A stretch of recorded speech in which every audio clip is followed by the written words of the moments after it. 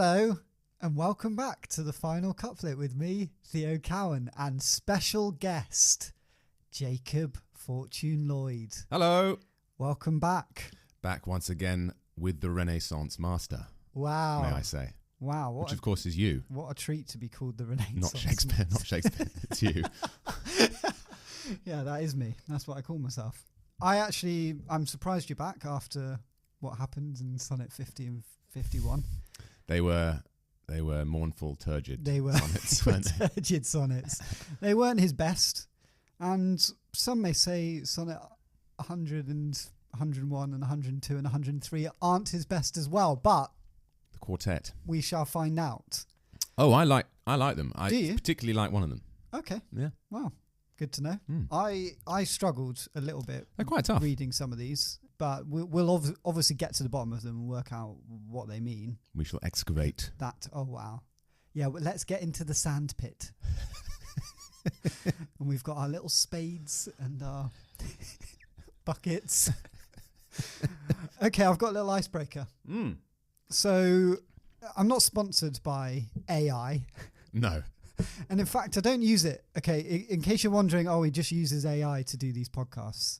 I don't. To do your translations? No, I know you don't. I know you don't. But I thought, and we haven't. It might be quite fun to experiment with AI. Why not? Why not? And I thought, if you describe to me what you think Shakespeare looks like, yeah, doesn't even need to be his looks. You can, I guess, maybe his vibe. Yeah. In a few short sentences, I'll get Mr. AI or Mrs. to. AI is definitely androgynous. Yeah, that's true. That is true. To present an image of what Shakespeare looks like after your description. I thought that's quite fun, isn't it? Yeah, I like that. I mean, we have that very famous. Most of us have that very famous portrait in mind, don't we? Yeah. I draw on that. It will influence me quite a lot, probably. But I'll try and do some more like spirit stuff might be interesting because we'll see what. Yeah, let's go for it. Yeah. Okay. See what happens. Twinkly eyes, gold hooped earring in the left ear. Got to go with that. A weary, wise face. A cheeky. Sort of Mona Lisa-like smile, like a generally suffused energy of Buddha-like calm and depth. How about that? Yeah, I think that's good. Wait, do you want to talk about his hairline? Oh, I don't want to prompt. Yeah, I get. So this is like older Shakespeare, I suppose. Yeah, he's just quite a massive forehead. Yeah, I suppose he does. High hairline and a furrowed forehead. The look of a man who has seen a lot, done a lot, and.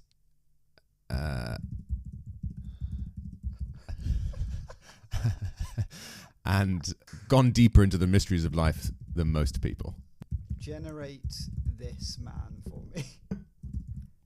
I hope it does it. It's doing its work. It's quite exciting. I've never done this. No, I've generated an image on here before, but I mean, I didn't challenge it quite as much as this. This is a true challenge. If it's just a portrait of the Buddha, that would be disappointing.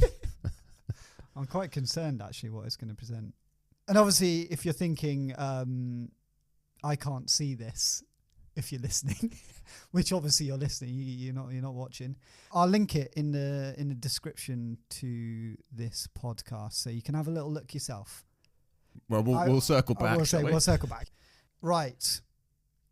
Should we dive into Sonnet 100? Let's dive into 100. Do you want to give it a read in its raw form? All right, then. Here we go. Sonnet 100.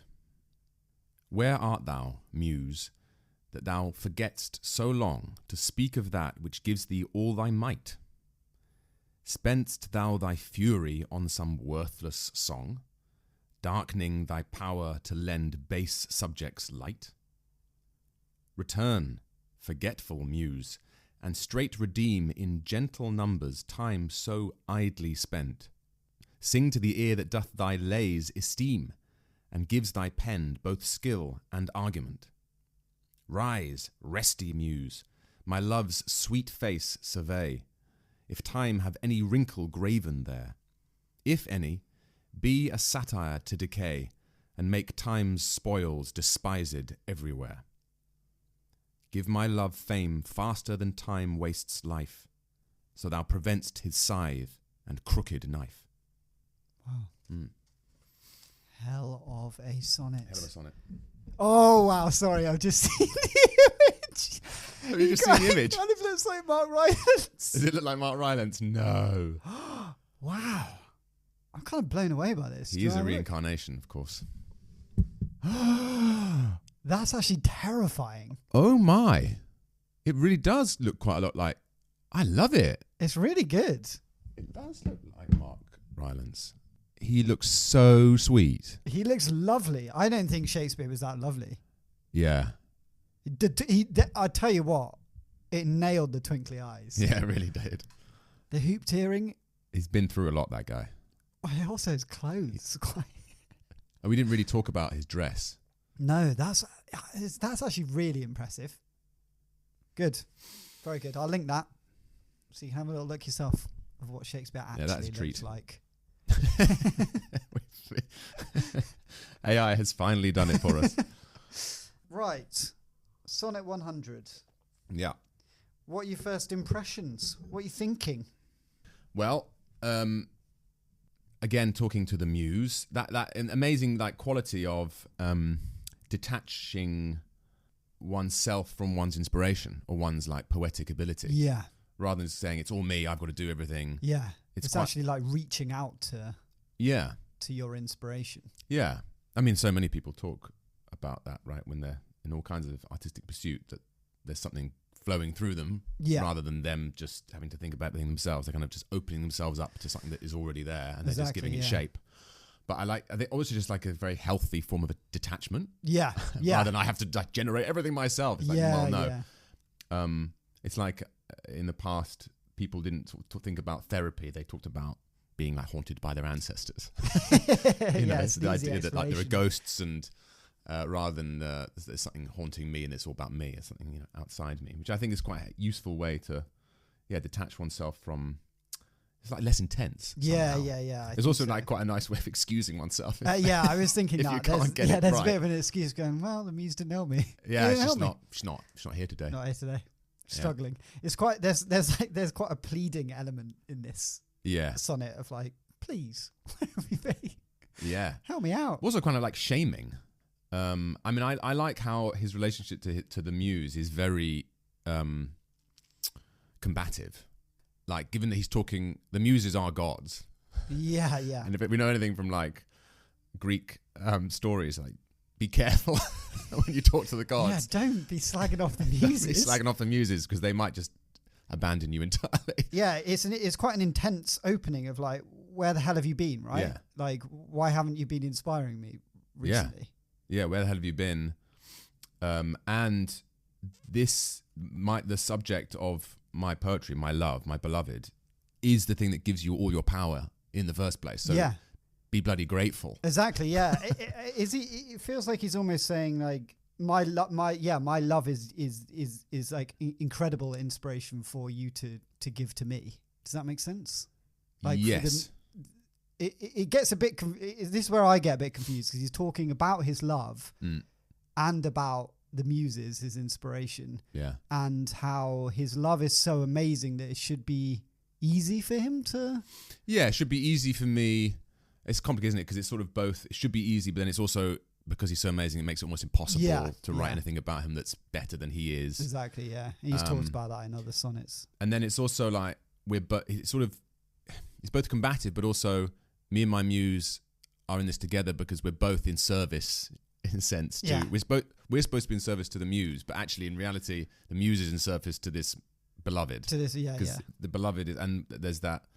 We were talking about that sonnet 36 way back that you did, where he's talks about the subject, the beloved, being like a 10th muse.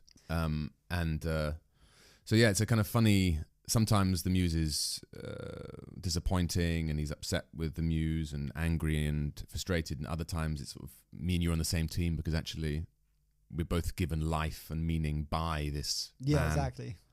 It is pretty amazing. I think the muses are lost now in writing. We don't talk about the muses enough. I guess we talk about inspiration a lot. Yeah, we do. And the zone. Yeah. Like people talk about being in the zone, right? And do you think that? Do you think, I don't know, whenever you do bits of writing, or it doesn't even necessarily need to be writing or acting or a bit of creativity, do you ever think of like something other that is inspiring you? I think I do actually. I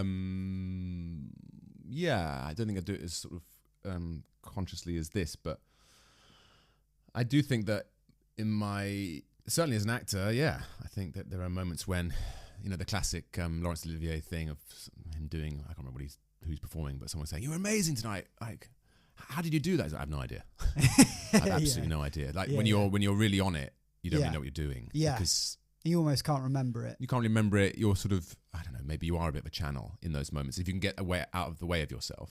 And I know lots of writers talk about that. In my own experience, a little bit of writing, there are definitely days when I've written something and it may not even be good. It's just that I come back to the next day and I really don't remember writing it. Like, I don't really remember what I wrote, and it's kind of a surprise. It's a bit like reading someone else's work. Right. And going, And that is like the flow, isn't it? The flow state that you can get into, which is potentially the 9 muses. Potentially the 9 muses, but yeah. We're not really thinking about that. And nowadays, I guess they're a bit of a lost...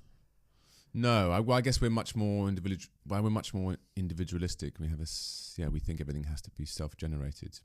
We're sort of less into the idea of there being something out there that we're tapping into. Because there's like a religious aspect to this. Like it feels almost religious. Like you're drawing on something other than otherworldly. Yeah, immaterial. Yeah. Yeah, that is not of this world, and you don't really know what it is. You can sort of give it a form, like a goddess. Yeah. Sort of divine woman, but you don't really know what it is. Yeah. And you can never will. Yeah, which I think you is not. Have to be grateful it's not there. Talked about in like when writers don't talk about sort of being helped by something otherworldly, because it makes them sound absolutely insane now. No, although my girlfriend wrote a book and she talks about it like that. She talks about sitting down at her laptop and just sort of splurging and not really knowing what's going on, and then coming back to it and being surprised. That's interesting. Yeah. Bring it back. I like it. Should we break it down sort of line by line-ish, or as close as we can get to find out a little bit deeper the meaning? Yeah. So yeah, where are you? Where have you been that you've forgotten to talk about the thing which gives you all your power? Yeah. Right. I like that. It's just muse for some reason really pings out like, "Where art thou, muse?" Yeah. It's just quite like again, it's that accusatory vibe that he's taking. Yeah. It feels like there's a real tone to this. Yeah. It's like comes straight out the blocks, doesn't it? Muse. I don't know why in my head I always read it as muse. I think I talked about this last time, but it's like my favourite bit in Macbeth, Macduff, when he not Macduff, Macduff's child before they're murdered by Macbeth's henchmen. His son is called Egg. You egg. Yeah. It's like sort of similar short word. There's something just like pings out, doesn't it? Yeah. So where have you been, basically? That thou forgettest so long to speak of that which gives thee all thy might. So basically, where have you been so long that has given to have not been able to speak about the thing that gives you your power, essentially, right? Yeah. AKA the lover. Yeah, the lover, the beloved. Yeah. The beloved is what gives you your strength. So it's sort of how can you be so ungrateful, really? Yeah, isn't it? Like how can you forget that the reason you are who you are? Yeah, exactly. Yeah. Which is an extraordinary thing to say, given that presumably the muse is a muse for many people around the world. It's a big job. It's like Father job. Christmas. It's like Santa Claus. Yeah, and it's like upbraiding Santa Claus for like not getting the correct gift for this one child. Yeah, I mean, it's like give it a rest. Millions to it's worry a lot of writers that the muse is attending to, not just writers. Not just writers. Well, all sorts gardeners. Of people. Yeah, exactly. They all need any the form muse. of creativity. And I know there's 9 of them, but it's still a lot of work. And they do split up the work because there are. Well, might get into this later, but there are different muses for different For things. different, right. Okay, yeah, different departments. Exactly. It's a hell of a building, that one. It's a big band. It's a big. I wonder if they get on.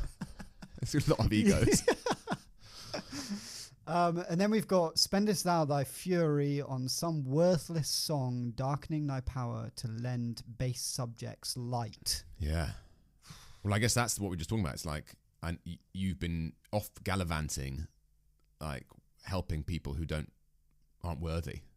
Yeah, and exactly. well, maybe not other, but like giving your powers to less worthy subjects of poetry. Yeah, exactly. Yeah. I like fury. That's a really Shakespeare word, I feel. Yeah. You know, full of, what's that? Is it Macbeth again? It's full of sound and fury, signifying nothing.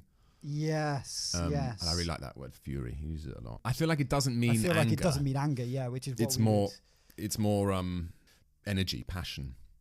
Yeah, your like creativity, your vitality. Yeah, which is interesting because that's just not at all how we think of fury now, really. No. Sound and fury. Like furious. Yeah. I suppose you like someone writes in a fury or like does something in a fury isn't necessarily angry. It's just like full of. There is aggression in it, right? But it's that kind of like the aggression of creativity rather than anger. And then we've got return forgetful muse again, slagging the muse off, and straight redeem in gentle numbers time so idly spent. Yeah. So again, it's that plea to get back here. Get back here. Get back here, muse. And make up for the time you've lost. And in gentle numbers, I guess, is about like the lines of a poem. Yeah. Sing to the ear that doth thy lays esteem. And gives thy pen both skill and argument. That's all sort of one thought. Yeah, come back and resume talking to me and like giving me my... Inspire me again. Yeah. Give my pen some bloody purpose. Please. Yeah. But I suppose this is like one moment where it's, doth thy lays esteem. Like, I value you, I respect you, I know what to do with you. So there's I suppose he's reminding himself to like... Not to cuss the muse completely. He's like checking himself there. Checking himself there and just going like, I should probably compliment the muse a little. Yeah, because I have just called him forgetful. I know the forgetful thing is just like, you've just forgotten. It's okay. Yeah. It's all right, we're all busy. Yeah, exactly. I mean, presumably the muse is pretty busy, as you say, so you occasionally just got to give a bit of just a nudge. It's yeah. like a nudge to your agent.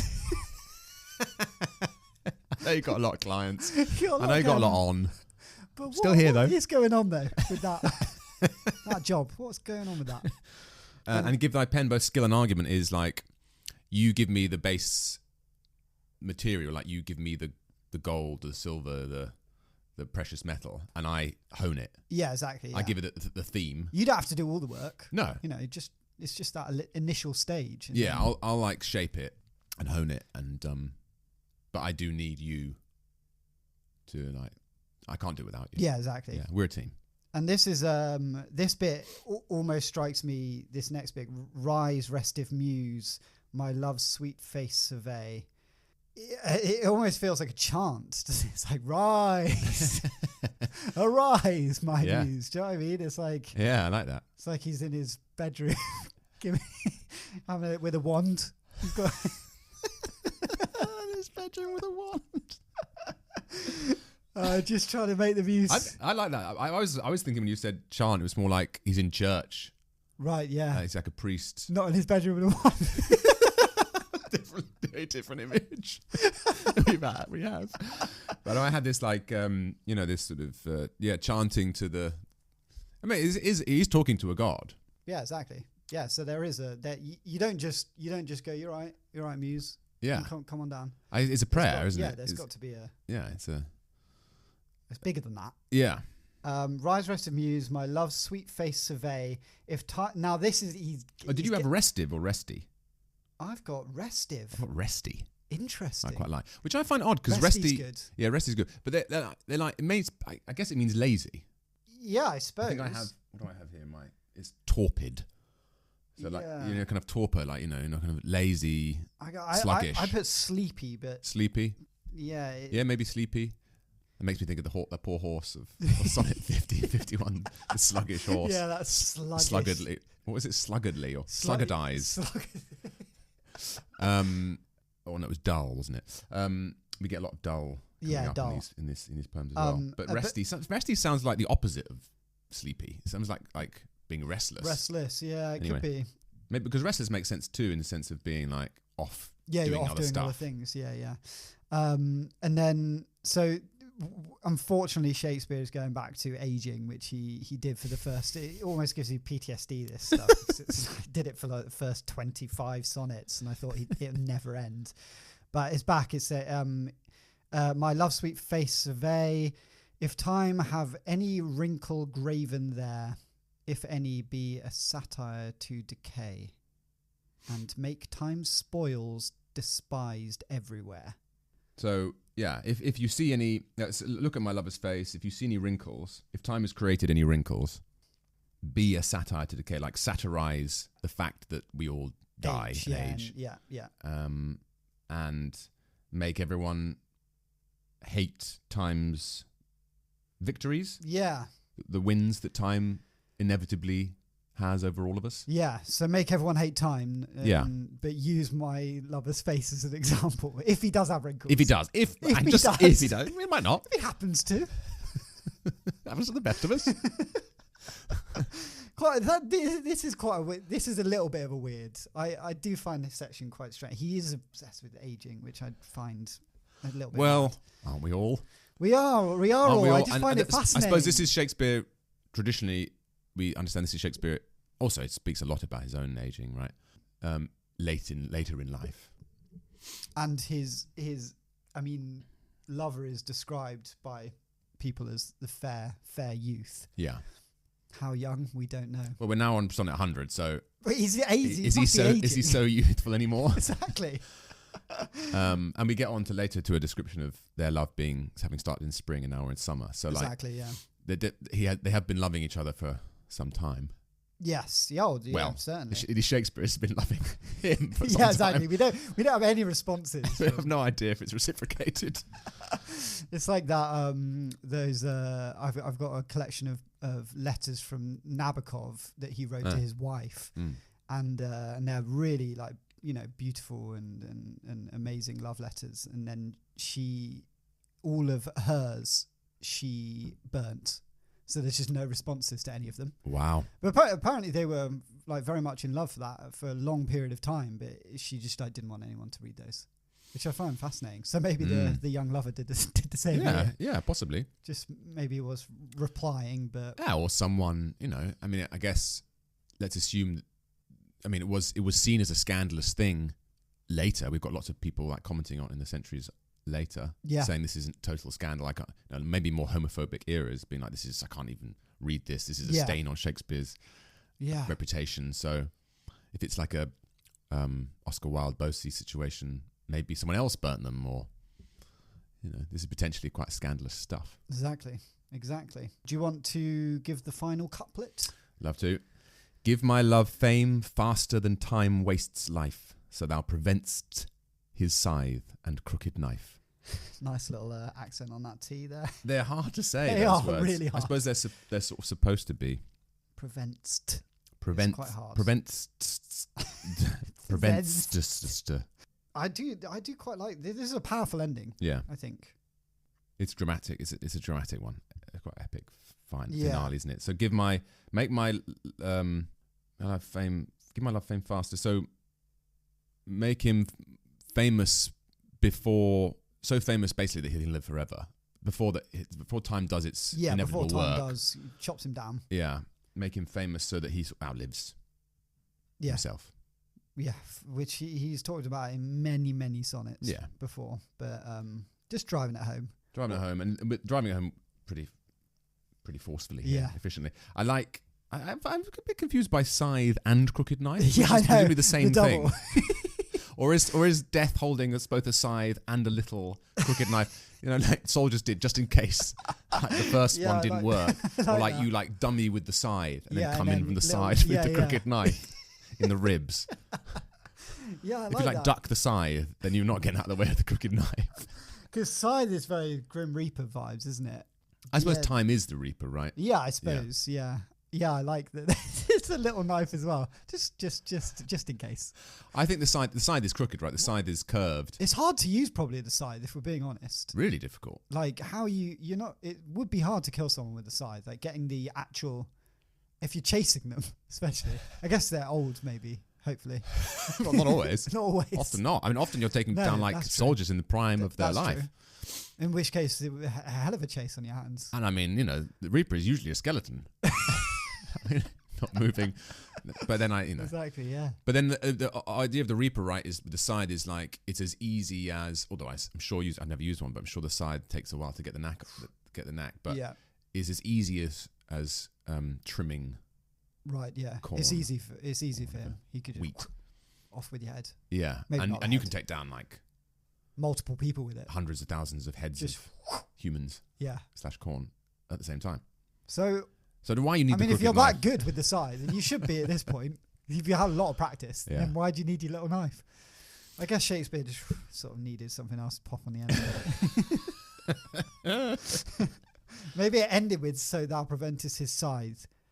And then he was like, it's not landing. This doesn't work. And what else could it crooked be? knife. So that prevents his scythe and something wife getting onto the dark lady. Yes, wow. To come, all to come. All to come. Great. When you were first reading this, or now we've gone through it, where do you think Shakespeare is in his life when he's writing this? Emotionally, what's happened? Like where his lover doesn't feel nearby. No. They feel there's clearly worry, anxiety, yeah. Or it's like, I mean, I'm getting this partly from the poems to come, but it's not the first flush of love, and there maybe is an anxiety, or at least an awareness of needing to keep it going, and like there's still work to do. I mean, all good relationships, all long relationships require work, right? Exactly, that's what they say. And so maybe it gets perhaps harder, or you have to be more subtle and refined than at the beginning, when you just sort of splurge love at someone. Yeah. And then it has to become something, a bit more subtle and refined. So I don't know. Could be read as an anxiety of, I need to do something quick, or just a kind of self-reminder of, it may be a little harder. It may not be as free-flowing as it once was, but that doesn't mean you can't find a way to keep the fire burning. Exactly. And at this point, he has written, 99 other sonnets too. So you would be running out of inspiration a little bit. Yeah. And a lot of them have been, dare I say, repeated topics. Mm-hmm. So it would be stressful going, oh God, what do I say? I suppose it's quite stressful for someone with the gift of the gab to be a lover, because, for many people, maybe just, I love you. Is perfectly sufficient. But maybe for Shakespeare, maybe for the lover, it's perfectly sufficient. Maybe, but maybe the lover is very demanding. Yeah, and also like, the person who loves me is Shakespeare. Yeah, so I do expect a little. You work a little here and there. I'm just like, I love you every morning. Yeah. Well, before we go to bed isn't quite enough. But also for Shakespeare, he's in the daytime, he might be writing in Twelfth Night, and then the last thing he wants to do is write some more in the evening. That's true. You want to come home and put Netflix and chill. Yeah. Yeah, put the telly on, put your feet up. But it's a bit of a nightmare that he has to now write flipping sonnet 100. But it's rarely, these sonnets are rarely, you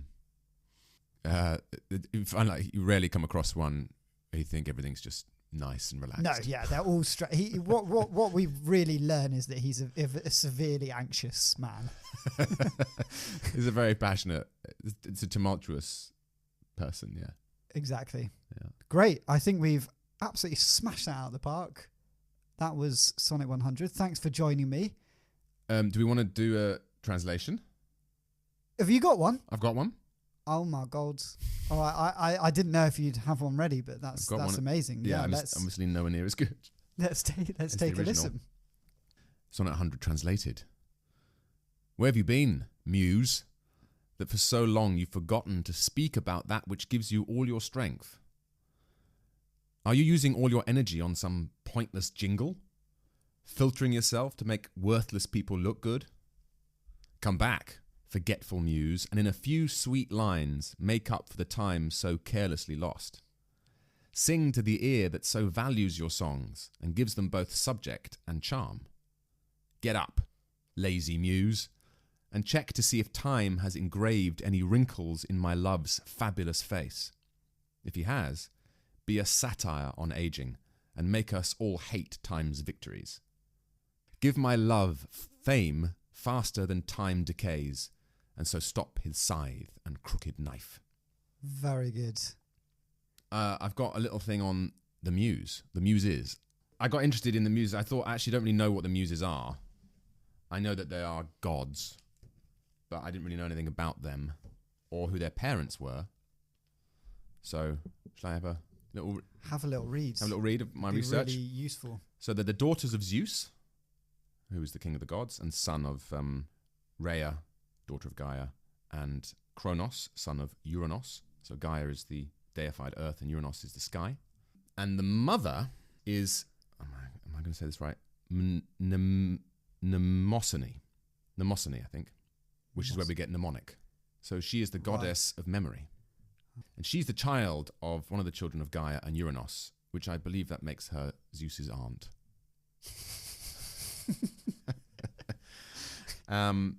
So they have Hell of a family. They have 9 children, all women, who become the muses. There's Calliope. I don't know if I'm saying these correctly. Calliope or Calliope, Clio, Erato, Euterpe or Euterpe, Melpomene, Polyhymnia, Terpsichore or Terpsichore, Thalia, and Urania. Hell of a set of names as well. Yeah, amazing set of names. And Erato, meaning lovely or desired, is the muse of love poetry. Interesting. Not that he ever says that, but right. So each muse had their own role. So that's Shakespeare's probably. So Erato would presumably, would be, yeah. So there you go. Very interesting. Good. So there's like a very, I mean, I don't know if the muses have significantly changed by this point in history, but I assume that that's the kind of general thing that Shakespeare's calling on. Female goddess of poetry, creativity, music. Yeah, it's good to have that knowledge actually going into the next few poems, because they're back. They're back, that's for sure. Great. Thank you so much for joining me. See you next week. See you next week.